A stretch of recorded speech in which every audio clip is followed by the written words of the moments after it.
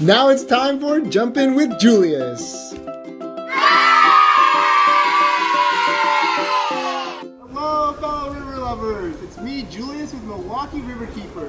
Thanks for tuning in to another episode of Jump In With Julius, our weekly lessons on all things H2O. This week's lesson is on plants and water quality. So let's jump in. The land areas around rivers are vital to having a healthy river. They can be a food source for animals like ducks and geese. They can also be a home or a safe hiding place to frogs, snails, insects, and turtles. Finally, plants can prevent erosion of the soil on the banks. Erosion is when rocks and dirt are moved by wind or water from one place, such as the land, to another place, like the bottom of a river.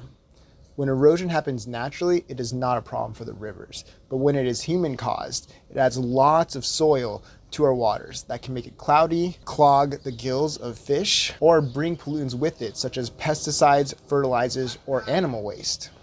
Many streamside plants are lost through activities like farming, construction, and deforestation. To see the impact that plant loss has on our rivers, we'll be doing a model with 3 scenarios: soil without plants, soil with dead plants, and soil with live plants. Here's what you need for the model. 3 plastic bottles of the same size. 2-liter bottles or laundry detergent bottles work great.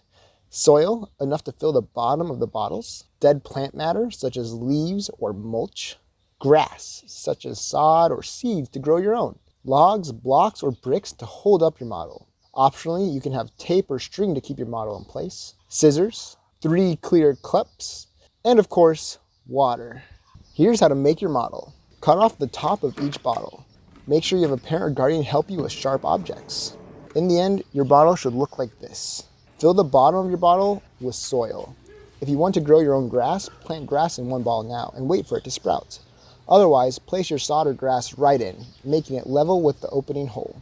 Add mulch or dead leaf cover to coat one of the non-grass bottles, also at level. Leave the last bottle of soil bare.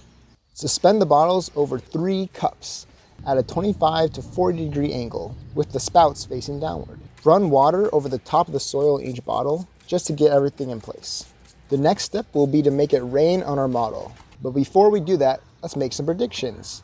What do you predict each cup will look like at the end of the rain event? How clear do you think each cup will be? What do you think the soil will look like? Which do you think will have the most water? Now you can use a watering can or hose to simulate rain on your model.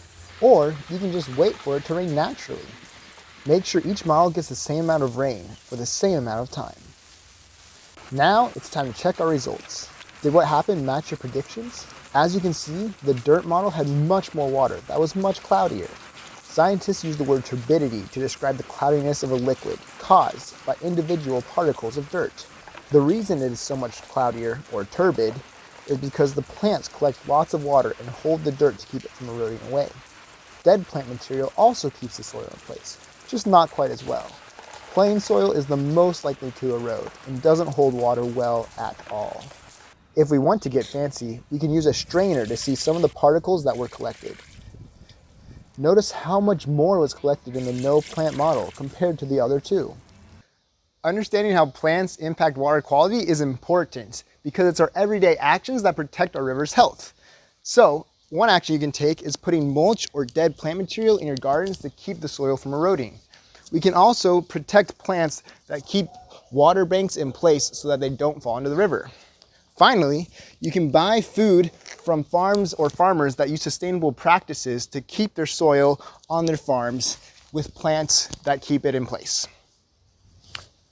Thanks for tuning in to this week's episode. I hope you learned something new about plants and erosion.